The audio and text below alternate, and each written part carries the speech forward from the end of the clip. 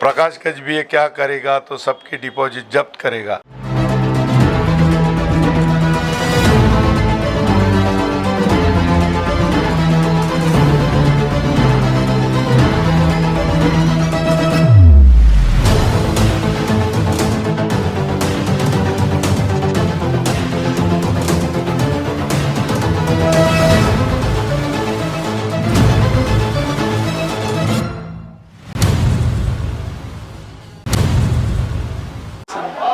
मी प्रकाश गजभिये मी नागपूर महानगरपालिकेच्या निवडणुकीच्या रिंगणामध्ये त्या ठिकाणी सहभाग घेतला आहे आणि ही निवडणूक 8 ते 10 वर्षाच्या नंतर त्या ठिकाणी होते आहे। पहिल्यांदा त्या ठिकाणी आम्ही 8-10 वर्षानंतर निवडणुकीला सामोरं जातो आहे आणि खऱ्या अर्थाने या शहराला एक नवीन स्वरूप, एक नवीन आयाम, एक आणि सर्वांगीण विकास करण्याचं स्वप्न आमचं आहे। निश्चितच जे काही प्रलंबित प्रोजेक्ट आहे ते प्रलंबित प्रोजेक्ट पूर्ण करण्याचं काम त्यानिमित्ताने आम्ही करणार आहोत आणि आज अशी परिस्थिती निर्माण झाली, त्या ठिकाणी इलेक्ट्रिकचे बिलं फार भरमसाठ येत आहे, पाण्याचे बिलं भरमसाठ येत आहे, त्या ठिकाणी जे टॅक्स आहे मालमत्ता कर तो 5 पट 10 पट झालेला आहे आणि मेट्रोसाठी सुद्धा पैसे लोक त्या ठिकाणी आपल्या पेट्रोलच्या सेसमधून असो किंवा दुसऱ्या ठिकाणून डायरेक्ट जात आहे।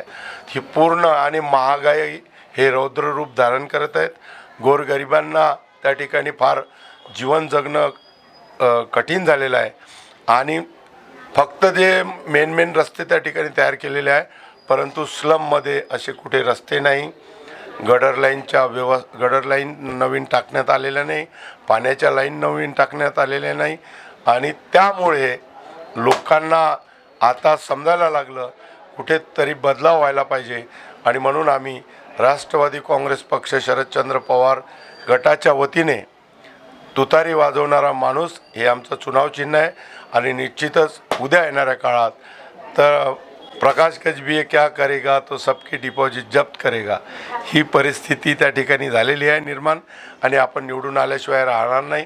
मी अ गटातून उभा आहे, प्रकाश गजभिये अनुसूचित जाती, तर ओपन गटातून हे पंकज बोंद्रे उभे आहेत, आपल्या समोर आहेत आणि दोन्ही सीट्स आमच्या चांगल्या मताने निवडून येतील। सर फक्त एक प्रश्न, पहिल्यांदा असं होत आहे की इतक्या वर्षानंतर एमएससीच्या चुनावाला इतका वेळ लागून लागला, या पहिले अशी घटना कधीच नाही झाली। आम्ही आमच्या हातामध्ये सत्ता नाही, आम्ही आता हे रस्त्यावरती आहे। मी स्वतः आमदार होतो, मी नगरसेवक होतो, परंतु लोकांची जी नाळ आहे ना ते तुटायला नको म्हणून मी रस्त्यावर आलो। त्यांनी मला दररोज फोन केले पाहिजे, कोणाचे जे काही प्रॉब्लेम्स असतील, मयत झाली किंवा कोणाची तब्येत खराब आहे त्यांना दवाखान्यात पोहोचवणे किंवा त्या ठिकाणी त्यांचा मुलाबाळांचा प्रश्न आहे, त्यांच्या प्रवेशाचा प्रश्न आहे, विधवा बायांचा प्रश्न आहे, महिलांचा प्रश्न आहे, त्यांना जे आर्थिक मदत सरकारकडून संजय गांधी निराधार वगैरे योजनेमधून मिळत होती ती मिळत नाही, तर आमचं काम आहे त्या ठिकाणी त्यांना न्याय मिळवून देणे।